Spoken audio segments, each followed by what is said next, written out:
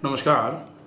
Pen gastritis या यूं कहें कि गैस्ट्राइटिस के लिए कई सारे लोग पूछते हैं कि आप कोई ऐसा वीडियो भी बनाएं जिससे थोड़ा मोटिवेशन मिले कि लोग ठीक हो भी रहे हैं कि नहीं हो रहे हैं। केवल रूटीन बताना, इलाज बताना या इलाज लिख करके दे देना एक वो बात होती है। दूसरा होता है कि इलाज करने के बाद कितना फ़ायदा मिला। तो आज हम जो फ़ायदा मिलता है वो कैसे मिलता है और कितने दिन फॉलो करने के बाद कितना फ़ायदा हुआ है, इस विषय को लेकर के उपस्थित हैं। सबसे पहले तो ये देखा जाए कि गैस्ट्राइटिस का विषय जो है ये लगातार जो बढ़ रहा है, इसका सबसे बड़ा कारण है sedentary lifestyle, improper food habits, lack of exercises, सोना उठना बैठना जागना ये सारा गड़बड़ होता चला जा रहा है। और काम का, फैमिली का, प्रोफेशन का, बिजनेस का जो तनाव है वो तनाव इन समस्याओं को कराने में और अगर हो जाए तो बढ़ाने में सबसे ज़्यादा सहायक है। हमारे पास एक साधक हैं, बेसिकली हम पेशेंट नहीं कहते हैं, साधक हैं जो यहाँ लगभग 15-17 दिन हो गए, 20 दिन हो गए, 20 दिन पूरे हो गए। पेन गैस्ट्राइटिस की समस्या लेकर आए, एंडोस्कोपी से कंफर्म्ड था मॉडरेट पेन गैस्ट्राइटिस। तो पेन गैस्ट्राइटिस जैसा कि पहले भी बताया हुआ है कि पेन गैस्ट्राइटिस को कई भागों में विभाजित किया जाता है। सबसे पहला होता है एक, जैसे बेस्ड ऑन सीवियरिटी, तो माइल्ड, मॉडरेट और सीवियर पेन गैस्ट्राइटिस होती है। बेस्ड ऑन एरोजन्स तो एरोजिव पेन गैस्ट्राइटिस और नॉन एरोजिव पेन गैस्ट्राइटिस। ठीक है, तो यहाँ मॉडरेट पेन गैस्ट्राइटिस की समस्या थी आपकी। यस। आप यहाँ आए, 20 दिन के आसपास आपने ट्रीटमेंट लिया। आपको कितने % आराम लग रहा है? अभी तो मुझे 80-90% आराम ही लग रहा है। पूरा जो सिम्टम थे वो सब चले गए हैं, कोई दिक्कत है नहीं अभी फिलहाल। बिल्कुल। अब ये जो 80-90% मैं जनरली बोलता हूँ कि 20-21 दिन में लगभग 40 से 50% आराम होता है। आपको 80-90% फील हो रहा है, जिसको अपन ये मानेंगे कि ये सिम्टोमेटिक है, ये अभी परमानेंट नहीं है। अभी तो यहाँ पे है, अभी फॉलो अप कर रहे हैं, फॉलो अप कर रहे हैं तो सिम्टम्स आपके जो आ रहे थे वो सब खत्म हो गए ऑलमोस्ट। लेकिन बीमारी पूरे तरीके से खत्म हो गई ये अभी नहीं कहा जा सकता है। आपको फॉलो अप तो अभी भी करना ही है, डाइट का भी फॉलो अप करना है, एक्सरसाइजेज भी रेगुलर रखनी है, रूटीन्स भी फॉलो करने हैं, लाइफस्टाइल भी चेंजेस जो आपको बताए हैं वो पूरे अच्छे तरीके से फॉलो करने हैं, और परहेज भी अभी रखना ही पड़ेगा। ठीक है, तो ये तो हो जाती है बात कि भाई आराम होता है कि नहीं होता। तो डेफिनेटली आप अगर कह रहे हैं 80-90% आराम, तो डेफिनेटली आराम हुआ है। चीजें यहाँ जो चली हैं वो जो आपको पहले भी बताई गई थी वही है कि आपको ऐसा थोड़ी कोई दवाई दे रहे हैं। पहले वीडियो कॉलिंग पे अपॉइंटमेंट लेके जो आपने बताया वही ऐसा ही है, प्रॉपर तरीके से कर रहे हैं चीजें। आप योगा करते हैं, आप टहलते हैं, आपको जो खाना दिया जा रहा है उसमें मिर्च मसाले नहीं है, आप चबा के खा रहे हैं, आपको टाइम पर दिया जा रहा है, सवेरे जल्दी जगाया जा रहा है घंटी बजा करके, शाम को घंटी बज जाती है कि भाई अब आप सो जाओ, तो ऑलमोस्ट उस टाइम पे अपन सो भी जा रहे हैं। पूरा शेड्यूल फिक्स है, पूरा शेड्यूल है। और परहेज तो यहाँ अपने आप ही हो जाता है, क्योंकि यहाँ जो जरूरी है वही दिया जाता है, उसके अलावा आपको कुछ दिया ही नहीं जा सकता। और आप यहाँ से बाहर जा नहीं सकते तो बाहर का खा नहीं सकते। ठीक है, तो आराम तो डेफिनेटली हो रहा है। अब सामान्य तौर पर लोगों के कुछ प्रश्न होते हैं, पाचन तंत्र से संबंधित समस्याओं के लिए कुछ प्रश्न होते हैं, और कुछ इस समस्या से जूझते हुए लोगों के अन्य प्रश्न भी होते हैं। तो कुछ ऐसे सामान्य प्रश्नों का उत्तर जो आपने अभी नोट कर रखे हैं, एक एक करके आप पूछ लो। बेसिकली फैटी लिवर होता है क्यों है, किस तरह से? अभी जैसे पेन गैस्ट्राइटिस की बात चल रही थी, लेकिन पेन गैस्ट्राइटिस के साथ आपको जो फैटी लिवर की समस्या थी, और यहाँ एक बात और बता दूं कि पेन गैस्ट्राइटिस या गैस्ट्राइटिस जो है ये वजन को कितना कम करा सकती है। तो वजन कितना था? 92 था। और अभी कितना है? 71 है। हाइट कितनी है? 5 फुट 6 इंच। 5 feet 6 inch. तो बेसिकली 92 था, वो ज्यादा था। अब वो ज्यादा था, कम हो गया, लेकिन हुआ बीमारी की वजह से। आधा बीमारी की वजह से आधा किया था। हाँ, तो वो जो किया था वो तो फायदा हो गया, और बीमारी की वजह से जो भी वजन कम हुआ वो अभी तक जो हुआ है वो तो खास नुकसान नहीं हुआ है आपको, क्योंकि आपका वजन इतना ही होना चाहिए था। तो बेशक गैस्ट्राइटिस की वजह से वजन कम हुआ हो, लेकिन आपके लिए फायदा ही हुआ। लिवर जो फैटी लिवर था ग्रेड 3 का, तो ग्रेड 1 हो गया। वो ग्रेड 1 हो गया। तो जिन लोगों का फैटी लिवर है, जिन लोगों को ये लगता है कि फैटी लिवर हो गया है, तो अब तो अपन हेपेटोमेगाली, फिर लिवर फाइब्रोसिस, उसके बाद लिवर सिरोसिस तक चलेंगे। तो यहां एक बात और आती है कि लिवर सिरोसिस या फाइब्रोसिस जो है, इसमें हम जो जांच कराते हैं जनरली फाइब्रो स्कैन, आपने फाइब्रो स्कैन कराया हुआ है और आपकी मीडियन स्टिफनेस भी लगभग बॉर्डर लाइन पर आ गई थी। अगर हम उस फैटी लिवर को थोड़े और समय तक बने रहने देते, फाइब्रोसिस हो सकता था, तो फाइब्रोसिस पर चले जाते और फाइब्रोसिस फिर लिवर सिरोसिस पर चली जाती। तो वहां से भी हम बच गए। कैसे बच गए? एक तो हमने जो फैटी लिवर ग्रेड 3 के लिए जो फॉलोअप किया था, डाइट में फॉलोअप किया, एक्सरसाइजेस करना चालू कर दिया, लाइफस्टाइल को थोड़ा सुधार लिया, तो वजन भी कम हुआ और ग्रेड 3 का फैटी लिवर जो था वो ग्रेड 1 पर आ गया अब, और उसकी वजह से जो फाइब्रो स्कैन था वो भी धीरे धीरे करके नॉर्मल हो गया। ठीक है, तो ये फायदा भी हो गया। अब ये फैटी लिवर क्यों होता है, ये पूछ रहे हैं ना अपन। तो फैटी लिवर होने में सबसे बड़ा कारण जो है वो डेफिनेटली आपकी सेडेंटरी लाइफस्टाइल जो है, वो फैटी लिवर कराने में बड़े कारणों में एक कारण मानी जाती है। एक कारण है वो भी। दूसरा कारण, आपके लिए जितना आवश्यक है आप उससे ज्यादा कैलोरी खा रहे हैं। तीसरा कारण, जो आपको नियमित व्यायाम या काम पूरे दिन में करना चाहिए था आप नहीं कर रहे हैं, तो due to lack of activities, जिसको फिजिकल इनएक्टिविटी बोला जाता है, वो भी फैटी लिवर कराने का एक कारण मानी जा रही है। जनरली लोगों को ऐसा लगता है कि फैटी लिवर है मतलब फैट का इंटेक ही ज्यादा करेंगे तो ही केवल ये हो सकता है। तो कई लोग ऐसे हैं जो फैट का इंटेक बिल्कुल ज्यादा नहीं कर रहे, उनको भी हो जाता है। तो फिर लैक ऑफ फिजिकल एक्टिविटी, या फिर जो आप गरिष्ठ भोजन खा रहे हैं, फैट नहीं खा रहे लेकिन गरिष्ठ खा रहे हैं, ज्यादा मात्रा में मिठाई, ज्यादा मात्रा में आप प्रोटीन्स खा रहे हैं, वो भी आपको नुकसान कर सकता है अगर आप फिजिकल इनएक्टिविटी में है तो, फिजिकल एक्टिविटी आपकी नहीं है तो। ठीक है, इसके अलावा एक कारण और फैटी लिवर का है, वो है लंबे समय तक बैठ करके या फिर लंबे समय तक सेडेंटरी लाइफस्टाइल को लीड करना या कर रहे हैं तो भी फैटी लिवर हो जाता है। ठीक है, तो फैटी लिवर होने के इतने सारे कारण हैं, और इन कारणों को अगर आपको खत्म करना है तो सिंपली आपको अपने बॉडी को फिजिकली एक्टिव करने की आवश्यकता है।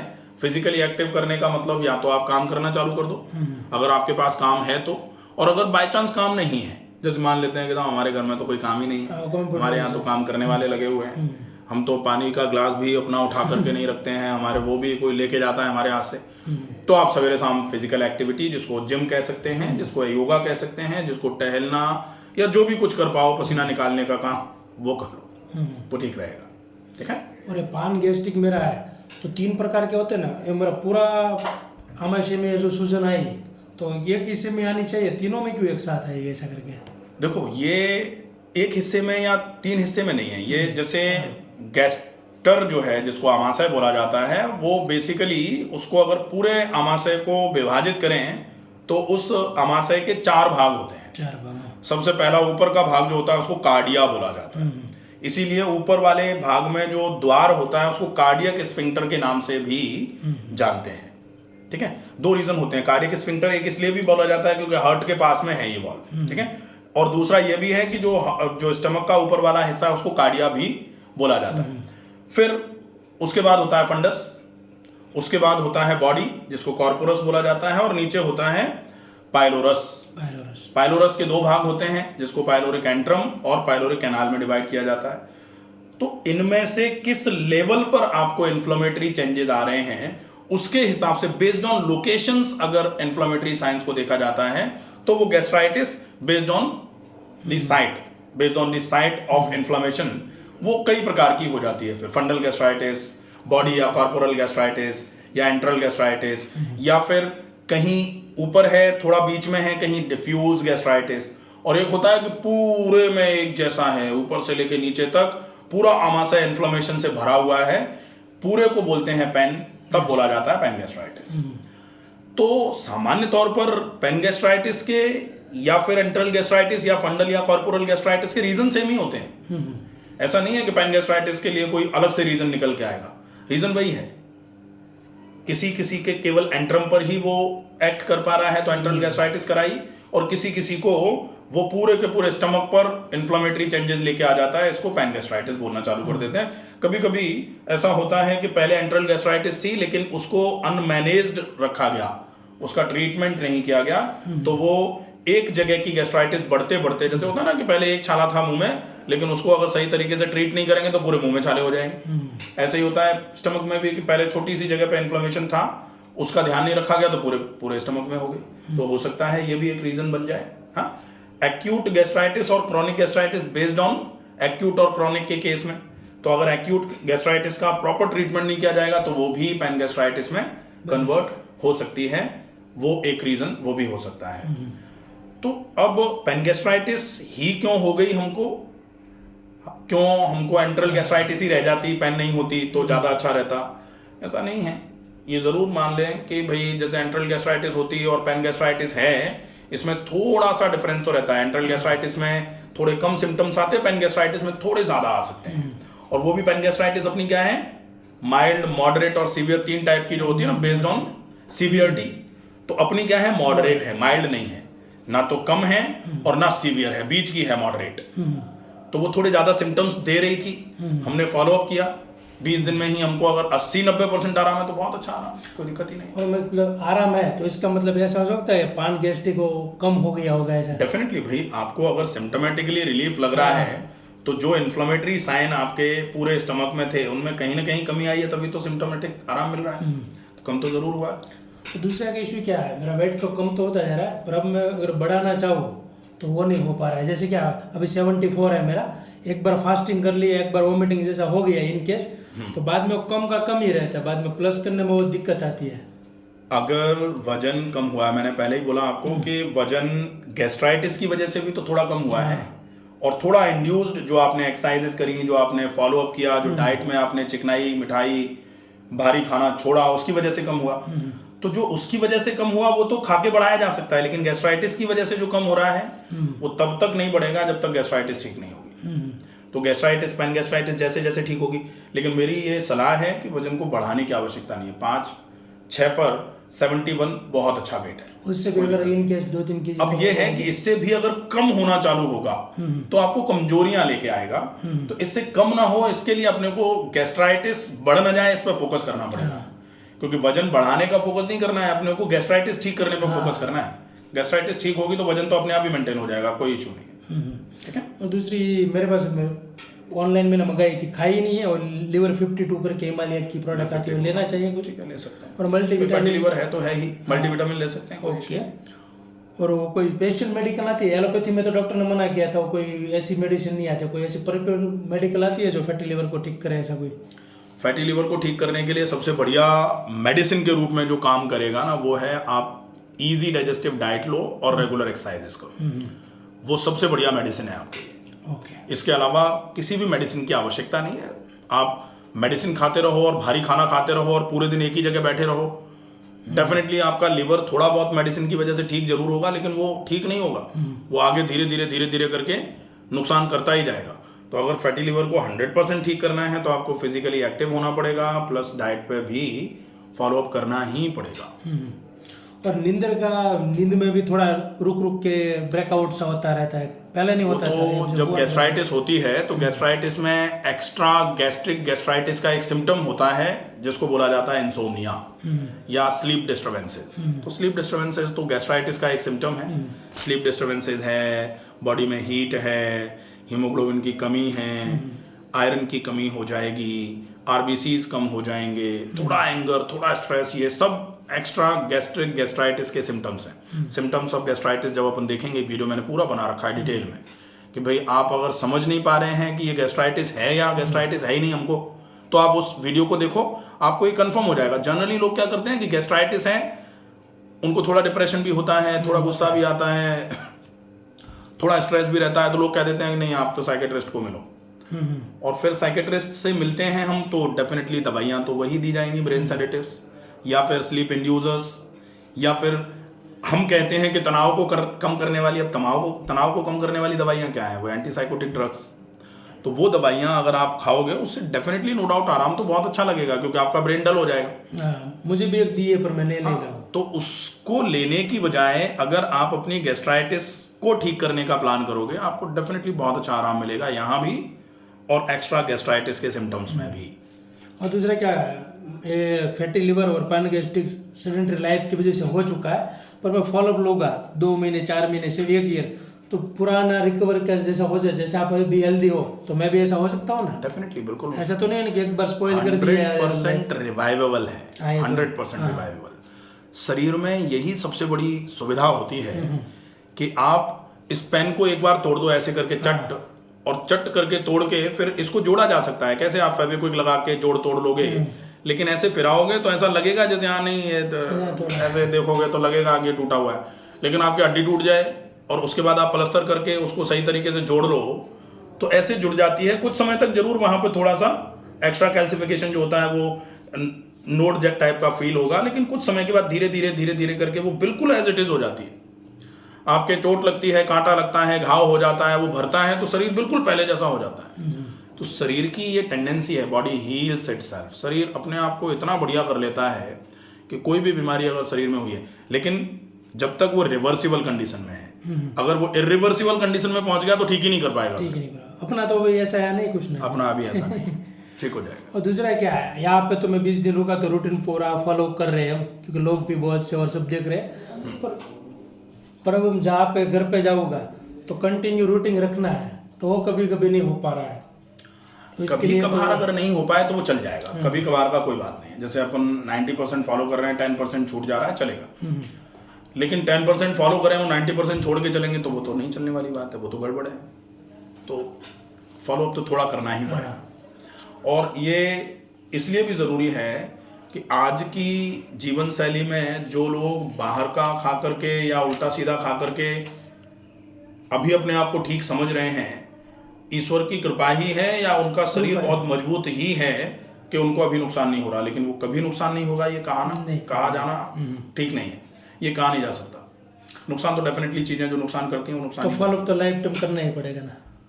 इसको फॉलो अप लाइफ टाइम करना पड़ेगा ऐसे ना सोचा जाए, क्योंकि ये जो है ना, ये लोगों को ऐसा लग सकता है कि यार हम बीमार हो गए, इसका मतलब हम बीमार हैं इसलिए करना पड़ेगा। हाँ, नहीं करना ही। फॉलो अप तो सबको ही करना पड़ेगा। जो बीमार नहीं है अगर वो भी स्वस्थ रहना चाहते हैं तो उनको भी फॉलो अप करना पड़ेगा।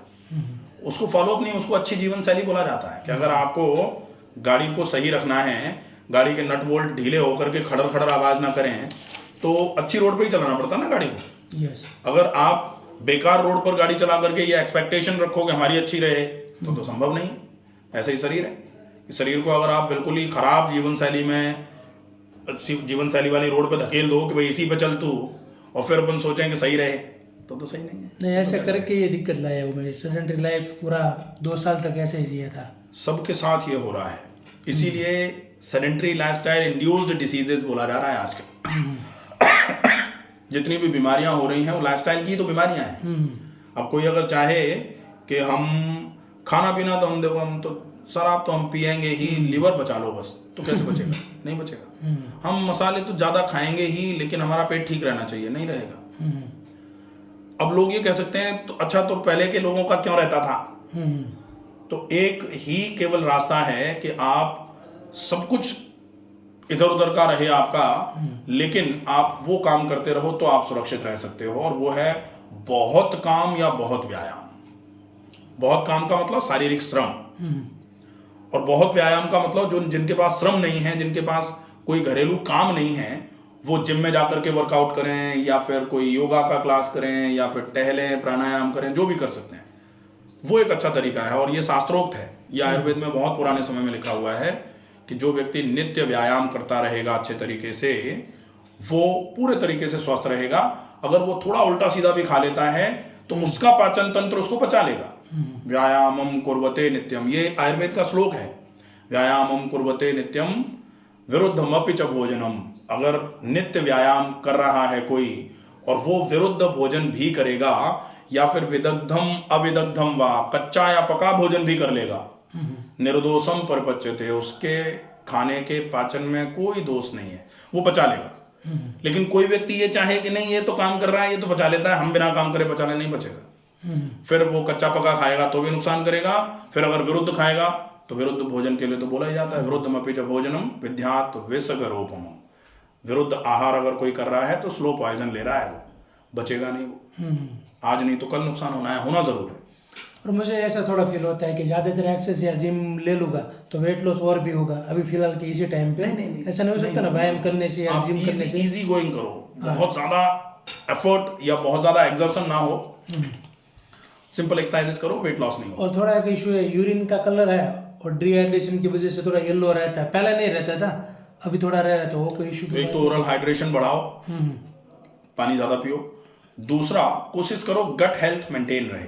उसके लिए आंतों में अगर गंदगी रहेगी तो आंतों, भाई यूरिन कहाँ से बनती है? आप जो खाते हो वो आपने खाया, आहार नाल से होते हुए आमाशय में पहुंचा, आमाशय से धीरे से आंत में गया, आंत में से पच करके आंत में से रस जो है वो एब्जॉर्ब होकर के रक्त में पहुंचते हैं। इसीलिए आयुर्वेद कहता है रसो रक्त, रस से रक्त बनता है। अब वो रक्त जो है वो लिवर पे जाएगा, लिवर से हार्ट पे जाएगा, हार्ट से फेफड़ों में, फेफड़ों से दोबारा हार्ट में, और हार्ट से फिर पूरे शरीर में, और पूरे शरीर में जाते जाते फिर फिल्ट्रेशन के लिए किडनी पर, और किडनी पर तो फिर डिपेंड करेगा कि उसमें कितनी खराबियां थी। अगर ज्यादा है और पानी की कमी है तो जैसे होता है ना कि कम पानी में ज्यादा आप गंदगी घोलोगे तो डार्क रहेगी, डार्क रहेगी। अब वही गंदगी आप ज्यादा पानी में घोल दो तो थोड़ी लाइट हो जाएगी, ऐसा ही होता है। तो आप अगर ओरल हाइड्रेशन बढ़ाओगे, यूरिन का कलर नॉर्मल हो जाएगा। हाँ, तो नॉर्मल हो जाता है, ज्यादा पानी पियो तो आप पानी की क्वांटिटी बढ़ा दो, और थोड़ा गट हेल्थ मतलब इंटेस्टाइन्स को थोड़ा साफ रखो। तो इंटेस्टाइन साफ रखने के लिए आप आंवला मिश्री ले लो, बेस्ट है, ओके, बढ़िया रहेगा वो। दूसरा क्या है कि कभी कभी, अभी तो ये अभी इशू नहीं है, और गैस और एसिडिटी इंस्टेंटली हो जाए तो कोई ऐसा है कि आउटसाइड घूमने जाओ तो तुरंत रिलीफ के लिए साथ में ले जाना चाहिए एसिडिटी और गैस के लिए? कोई ऐसा रेडी? देखो, एसिडिटी गैस इंस्टेंट कभी नहीं होती, वो तो प्री प्लानिंग होती है आपकी करवाने की और उसकी होने की। जैसे आप घर से बिना खाए निकलो और लंबे समय तक बिना खाए बने रहो, हो जाएगी एसिडिटी। आप कुछ भारी खा के निकले और खाते ही तुरंत बैठ गए कहीं, हो जाएगी गैस और एसिडिटी दोनों। आपकी आदत ही नहीं है भारी खाने की, चिकनाई खाने की, और आप वो खा लो, हो जाएगी। तो ये तो चला के कर रहे हैं ना हम। अब अगर मान लो हो गई तो डिपेंड करेगा कि किस वजह से हुई है, उस वजह का ट्रीटमेंट करना पड़ेगा इंस्टेंट में भी। अगर खाली पेट की वजह से हुई है तो आपको कुछ खाना भी पड़ेगा और पेट को ठंडा भी करना पड़ेगा। तो आप पेट पे गीला कपड़ा रख लो और कुछ हल्का खा लो, बढ़िया रहेगा। अगर मान लो ज्यादा भारी खाने की वजह से हुई है, उस केस में अगर बहुत ही ज्यादा लग रही है, पेट में भारीपन, गर्दन में भारीपन, सिर में भारीपन, तो आप 1 गिलास पानी पियो, वॉमिटिंग कर दो, पित्त बाहर निकालने के। तो उससे आराम मिल जाएगा तुरंत। और वॉमिटिंग करने के बाद पेट को ठंडा कर दो, क्योंकि अल्टीमेटली पेट को तो ठंडा करना ही पड़ेगा। तो वॉमिटिंग करने के बाद पेट को ठंडा कर दो और उसके बाद कुछ हल्का सुपाच्य खा लो, कम हो जाएगी, ठीक रहेगा। दूसरा क्या, फैटी लिवर और पान गैस्ट्रिक के लिए कुछ स्पेशल काढ़ा रहता है, कुछ ऐसा? कुछ ऐसा काढ़े जैसा तो आप गैस्ट्राइटिस के केस में कुछ ले ही नहीं सकते, क्योंकि गर्म है। और फैटी लिवर के लिए कई चीजें होती हैं, लेकिन उन चीजों की आवश्यकता नहीं पड़ेगी अगर आप हल्का खाना और ज्यादा व्यायाम करना चालू कर दोगे। तो ये बेस्ट मेडिकेशंस हैं आपके लिवर को नॉर्मल कराने के लिए, ठीक रहेगा। और प्राणायाम में डीप ब्रीथिंग और अनुलोम विलोम करता हूँ, अभी मैं यहाँ पे कर रहा हूँ, पर मेरे को अंदर से कुछ फील नहीं हो रहा है। ठीक तो हो गया मैं 80 नंबर पर, पर ये फील भी होता है या ठीक हो रहा है ऐसा करके, या करना ही है? नहीं, प्राणायाम तो करते ही रहो। देखो, प्राणायाम के लिए बोला जाता है प्राणायाम इति पिताः, प्राणायाम पिता के समान है। और पिता का काम क्या होता है? पिता की परिभाषा में बहुत क्लियरली लिखा हुआ है, प्राणो रक्षति इति पिता, जो प्राण की रक्षा करे उसको पिता की संज्ञा दी गई है। तो प्राणायाम को पिता कहा गया है और पिता प्राण की रक्षा करता है, तो अल्टीमेटली प्राणायाम भी प्राण की रक्षा करने का काम करेगा। तो प्राणों की रक्षा अगर किसी चीज से हो रही है तो निश्चित ही करना चाहिए। जो काम तो करेगा वो कंफर्म है, फिर वो या नो बिल्कुल करेगा। और आप जैसे आप बोल रहे हो कि खाना को 60 बार चबा रहा है एक ग्रास को, अगर मुश्किल से मैं 30 बार ही चबा रहा हूँ, बाद में अब तो अब निकल ही जाता है, तो उसके लिए क्या कहा जाता है ना, करत करत अभ्यास के जड़ मत होते सुजान, तो वो प्रयास से होगा। क्योंकि अभी खा रहा हो तो 30 बार अपने आप निवाला चल ही जाता है। भाई अब ये उन लोगों को थोड़ा वैसा लग सकता है जो लोग पहले सुन चुके हैं कि भाई हमको तो 80% आराम हो गया और 30 बार में ही हो गया, तो लाओ हम तो 25 बार ही चबा लेंगे। चबाना 60 बार की ही प्रैक्टिस रखो। जिस समय आप 60 बार चबाना चालू कर दोगे, आपकी समस्याएं धीरे धीरे करके परमानेंटली ठीक होना चालू हो जाएंगी। ये छोटा नियम है, लेकिन कहा जाता है ना कि क्या कहते हैं कि छोटी चीज है लेकिन बड़े काम की है। तो ये बिल्कुल वैसा ही है कि लग जरूर छोटी रही है लेकिन बहुत काम की चीज़ है। आप चबाना 60 बार ही करो। और कच्चा सलाद है वो खाना चाहिए भी नहीं चाहिए घर पे जाके? उबाल के खाना चाहिए। उबाल के तो उबली सब्जी हो जाएगी खा। और ये पर्टिकुलर 24 आवर्स में बॉडी हीलिंग का काम कब होता है? रात को सोने के टाइम ऐसा कुछ?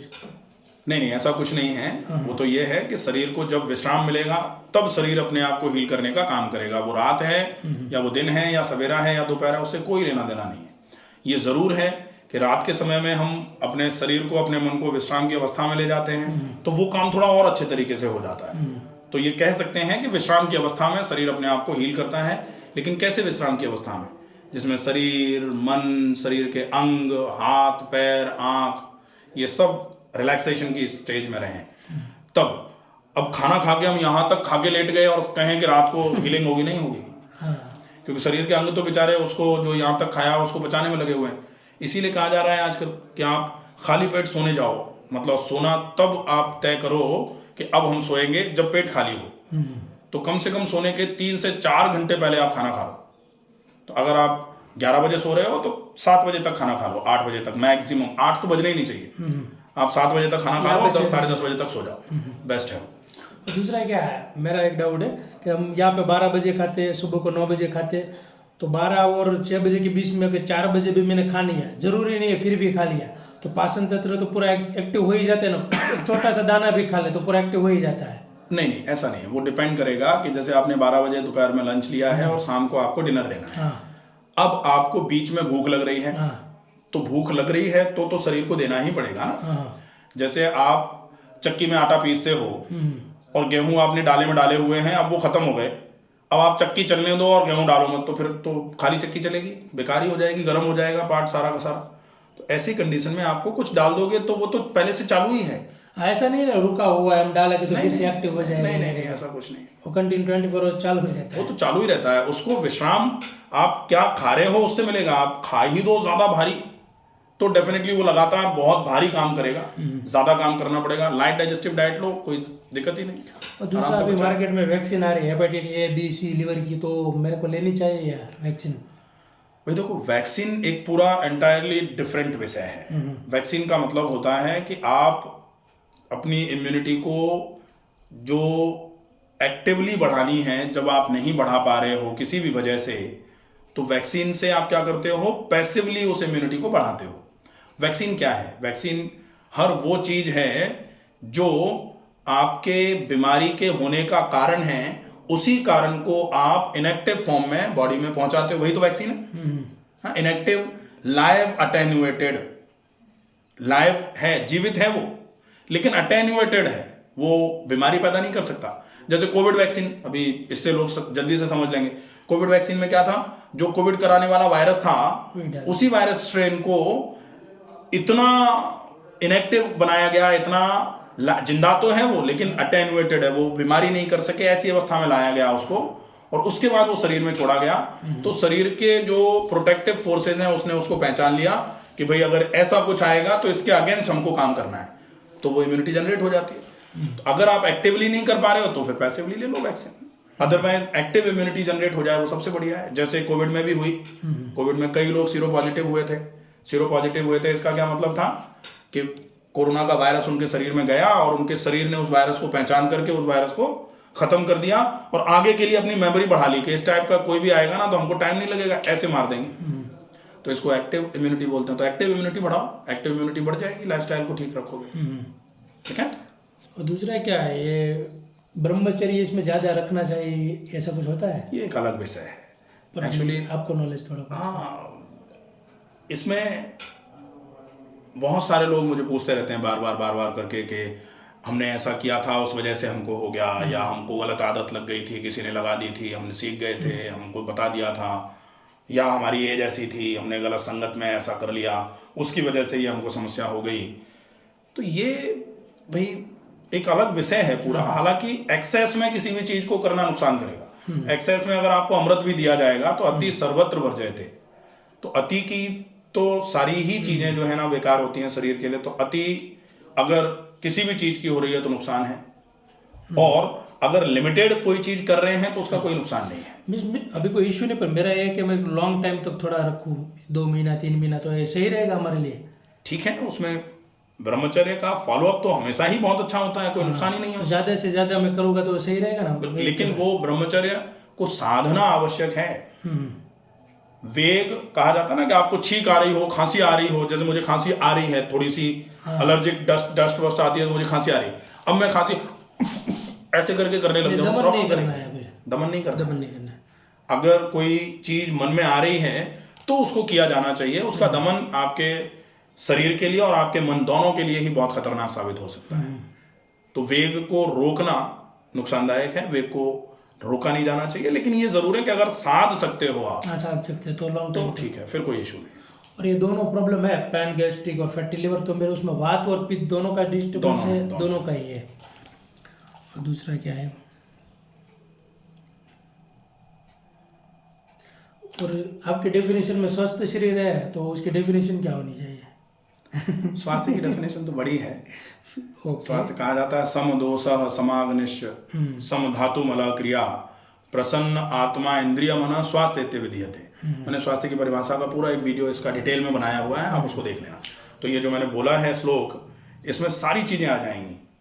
सम दोषः, दोष सम हो, समाग्निश्च अग्नि सम हो, सम धातु मल क्रिया, धातु मल क्रियाएं कर्म सब सम हो, प्रसन्न आत्मा इंद्रिय मन, आत्मा इंद्रियां और मन जब प्रसन्न हो, जब ऐसी अवस्था में कोई व्यक्ति होता है तब उसको स्वस्थ माना जाता है। स्वास्थ्य इत्य विधीयते, ये स्वास्थ्य है। ठीक है, तो और स्वास्थ्य के कुछ लक्षण हैं, मैंने सिम्टम्स ऑफ हेल्दी इंडिविजुअल करके एक पूरा वीडियो बनाया हुआ है, उसको देख लेंगे। तो उन लक्षणों का एक चार्ट बना के रख लो, आपको हेल्थ स्कोर बोला जाता है उसको, तो उसमें आप टिक कर लो कि आपको क्या क्या लग रहा है। तो आप वो सारी चीजें टिक करके रखोगे, डेफिनेटली आपको स्वास्थ्य के बारे में अपने जानकारी मिलती रहेगी, अनावश्यक टेस्ट कराने की जरूरत नहीं पड़ेगी। और दूसरा क्या, अभी मार्केट में सिटीज में जो वेजिटेबल और फ्रूट आते हैं वो केमिकल वाले आते हैं, तो हम घर में इस्तेमाल करने से पहले एक्चुअली ये क्या है, डिबेटेबल टॉपिक हो जाता है। खाना तो है ही, अब केमिकल तो डेफिनेटली आ ही रहे हैं, ये आए दिन समझ में आ रहा है।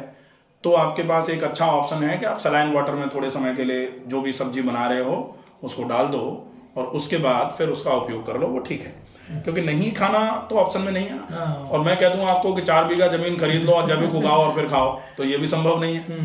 हालांकि अब धीरे धीरे करके लोग उधर की तरफ जाएंगे, निश्चित ही ये होना चालू हो जाएगा कि लोग घर में गाय रखेंगे अगर दूध पीना है तो, और टेरेस गार्डन तो लोगों ने बनाई है, अपनी अपनी छतों पर लोग टमाटर मिर्ची धनिया लगा रहे हैं। तो धीरे धीरे करके गेहूं ज्वार मक्का भी लगाना चालू कर देंगे ना, तो बहुत अच्छा रहेगा। और या फिर लोगों को ये समझ आ जाए कि भाई हम जहर बेच के दूसरों को नुकसान दे रहे हैं, अल्टीमेटली उसका नुकसान हमको भी मिलना ही है आगे पीछे चल के। ये तो कब समझ में आएगा, ये फिर से वो दूसरा टॉपिक हो जाता है। और दूसरा है ऑर्गन पे जो फैट है, जैसे फैटी लिवर में तो मेरा ऑर्गन पे ही फैट है, उसके लिए तो मीन्स वेट लॉस तो हुआ तो ऑर्गन पे से फैट निकला होगा भाई, ऑर्गन से ही निकला होगा भाई फैट। जब वेट कम हुआ है तो ओवरऑल टोटल बॉडी से ही कम हुआ है ना, तो कम हुआ होगा डेफिनेटली वो भी। और हमें कैसे पता चले कि हमारी जो अभी अब बोले 7-8 घंटा में सोना चाहिए, तो हमें कैसे पता चलना चाहिए कि हमारे इनफ है हमारे लिए 7-8 घंटे? वो डिपेंड करता है, वो आपका फिजिकल वर्क कितना है उसके हिसाब से आपकी नींद रहती है। थोड़ा एज के हिसाब से भी रहती है। जैसे जब छोटा बच्चा पैदा होता है ना, तो आसपास के लोग खड़े रहते हैं कि कब जागेगा तब हम इसको गोद में लेके खिलाएंगे। तो वो 24 घंटे में 22 घंटे सोता है, 2 घंटे ही जागता है। धीरे धीरे करके वो 20 घंटे सोता है, फिर 18 घंटे, फिर 16 घंटे, फिर 14 घंटे, फिर 12 घंटे, फिर कहा जाता है कि 8 घंटे की नींद आवश्यक है। धीरे धीरे करके 6 घंटे की नींद माना जाता है कि कम से कम 6 घंटे की नींद तो होनी ही चाहिए। फिर आपकी फिजिकल हेल्थ कैसी है उसके ऊपर डिपेंड करता है, ये अलग अलग है पूरा। तो कितनी नींद आपके लिए आवश्यक है, ये हो सकता है पर्सन टू पर्सन वेरी करे। ये किसी के लिए कोई ऐसा एक प्लान नहीं है कि ये बता दिया जाए कि सब इतने घंटे सो, जरूरी नहीं। और चिंता, स्ट्रेस, टेंशन है, वो इसका प्रभाव हमारे लाइफस्टाइल या डिजीज पे क्या पड़ता है? कहा जाता है अप्रसन्नस्य चिंतस्य सर्वे रोगा भवन्ति। तो अप्रसन्नता और चिंता तो सारे रोग करा सकती है। तो प्रभाव तो सारे रोगों पर ही पड़ गया। आप कॉन्स्टिपेशन भी आपको है तो स्ट्रेस इंड्यूस्ड कॉन्स्टिपेशन होता है, और कैंसर भी अगर है तो आजकल कहा जा रहा है कि कैंसर का भी कारण स्ट्रेस है। तो कॉन्स्टिपेशन से लेके कैंसर तक सारे की सारी बीमारियां तो स्ट्रेस की वजह से हो रही हैं। हो सकता है कुछ भी। और ऐसा वेजिटेबल का डेली कोई जूस कंटिन्यू रखना चाहिए, ऐसा कुछ है? सफेद कद्दू का जूस ले लो, कद्दू का जूस ले लो, लौकी का जूस ले लो, गाजर का जूस ले लो, ये अच्छा है। और ये मुझे कुछ और थोड़ा फील कर रहा है कि जैसे मोबाइल का यूज़ है यहाँ पे मैं नहीं कर रहा हूँ, मेरा ओरिजिनल मोबाइल लेके नहीं आया था, तो वो भी थोड़ा हीलिंग में मुझे को मदद करा ऐसा फील हो रहा है करके। डेफिनेटली ये तो है सोशल ही, मीडिया सबको कुछ पता यूज नहीं है कि करता हूँ। मोबाइल में रेडिएशंस होते हैं। हाँ हालांकि यूज ऑफ मोबाइल और इलेक्ट्रॉनिक गैजेट्स जो है ये जीवन में अभिन्न अंग बनता जा रहा है। जैसे आप अगर आपके क्या बोले, जिसको बिल्कुल दिखाई नहीं देता, उसके पास चश्मा नहीं हो तो पूरे दिन घबराया घबराया रहता है। आज की स्थिति ऐसी हो रही है, अंधे आदमी मतलब जिसको दिखाई नहीं देता उसके पास चश्मा बेशक हो या नहीं हो, लेकिन मोबाइल नहीं होगा तो पसीना आ जाएगा उसके, वो मोबाइल रह गया। चश्मा छूट जाए बेशक कोई खास दिक्कत नहीं है। तो मोबाइल का इतना एडिक्शन जो है ना, वो आज नहीं तो कल बीमार तो करेगा ही, और डेफिनेटली बड़ा कारण बनता जा रहा है। छोटे बच्चों से लेकर के वृद्ध जनों तक मोबाइल बड़ी बीमारियों का कारण बन रहा है। और दूसरा क्या है, एक साल में हमें कौन से रिपोर्ट जो कराने चाहिए ऐसा करके कि एक बार चेक करा लेनी चाहिए बॉडी कैसे? डिपेंड करता है आपको सिम्टम्स क्या आ रहे हैं, अकॉर्डिंगली आपको टेस्ट करा लेना चाहिए। और कुछ लोग है कभी भी खा लेते हैं, कुछ भी करता है, उसका कुछ भी नहीं होता है और हमारा हो जाता है, तो उन दोनों में डिफरेंट क्या उनको आइडियल नहीं माना जा सकता। आइडियल नहीं माना जा सकता ना, उसका सही और हमारा नहीं है ऐसा करके। ऐसे लोगों को आइडियल मान करके कई लोग आते भी हैं, मतलब हमारे फलाने दोस्त हैं वो तो सवेरे से लेके शाम तक पूरे दिन खाते रहे और उनको कोई दिक्कत नहीं है, तो आप क्या हम मतलब थोड़ा कभी कभी ले लेते हैं तो भी हमारा लिवर खराब हो रहा है, तो उनको आइडियल मान लेंगे अगर तो फिर बहुत ही मुश्किल हो जाएगी। उनको आइडियल नहीं माना जा सकता। और जो ज़्यादा बोलने से भी नुकसान होता है ना बॉडी को, थोड़ा कम बोलना चाहिए। निश्चित ही मौन जो है वो आवश्यक रहा है शुरू से। अनावश्यक फालतू में बोलना तो डेफिनेटली हर तरफ से ही नुकसानदायक है। और तो कुछ नहीं, और स्पेशल कुछ एडवाइस आपका कंक्लूजन? कंक्लूजन का मतलब है खाने को बहुत चबा के खाओ, पानी की क्वांटिटी ज़्यादा और बिल्कुल चाय की तरह सिप कर करके पियो, ब्रह्म मुहूर्त में जगना चालू कर दो, शाम के खाने को जल्दी खाओ और शाम का खाना थोड़ा लाइट होना चाहिए। एक्सरसाइजेज जीवन का अभिन्न अंग हैं, उनको छोड़कर नहीं रहना चाहिए। रेगुलर एक्सरसाइजेज करें, और जैसा कि मैंने बताया कि प्राणायाम इति पिता, तो प्राणायाम का अभ्यास ज़रूर किया जाना चाहिए। अगर आप इतना कर लेते हैं तो मेरे हिसाब से ठीक ठाक है सारा। और दूसरा क्या है, जैसे अब सुबह यहाँ पे हम 4:30 बजे उठते हैं, तो हर एक श्वास लेता हूँ तो मुझे ऐसा फील होता है एक एक श्वास प्राणायाम की तौर पे ही है, तो वो भी हवा शुद्ध अंदर जाएगी तो फीलिंग में। प्राणायाम का मतलब ही है कि आप श्वास की क्रिया ही तो प्राणायाम है। तस्मिन् सति श्वास प्रश्वास योगति विक्षेदः प्राणायाम, यही तो प्राणायाम की परिभाषा है। तो आप अगर सहज स्वभाव में मन को श्वास की गति पर लगा करके या श्वास पर लगा करके श्वास भरोगे छोड़ोगे तो प्राणायाम ही कर रहे हो, कोई इशू नहीं। ठीक है, वो तो सही है ना, जब पूरा फॉलो कर देंगे तो एक निरोगी जो व्यक्ति है वैसा भी हम हो जाएंगे ऐसे करके। निश्चित हो जाएगा, बिल्कुल। Okay, thank you very much sir, धन्यवाद।